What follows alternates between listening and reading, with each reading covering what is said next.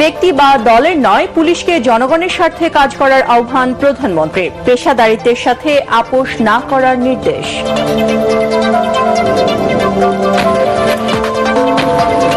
ঈদে বাড়ি ফেরা ও কোরবানির পশু পরিবহনে চ্যালেঞ্জ মোকাবেলায় নানামুখী পরিকল্পনা সরকারের। যত্রতত্র যাত্রী ওঠানামা বন্ধে থাকবে বিশেষ নজরদারি, যোগাযোগ মন্ত্রী। মুসলমান নির্যাতন বন্ধে ভারত সরকারকে অনুরোধ জানাবে বাংলাদেশ। সীমান্তে কাঁটাতারের বেড়া দিতে বিএসএফকে জমি দেওয়ার ঘোষণা পশ্চিমবঙ্গের মুখ্যমন্ত্রী। পর্যবেক্ষণ করছে ঢাকা। রাজধানীতে সাশ্রয়ী মূল্যে টিসিবির পণ্য বিক্রি শুরু। সুবিধা পাবেন ২৮ লাখ মানুষ।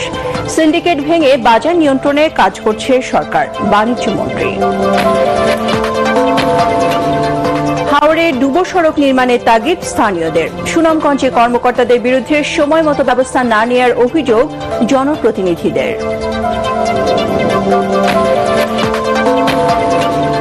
এবং হাম উপসর্গে ৪ শতাধিক শিশুর মৃত্যুতে আতঙ্কিত অভিভাবকরা। টিকার ধারাবাহিকতা না থাকায় এই পরিস্থিতি, দাবি স্বাস্থ্যমন্ত্রী।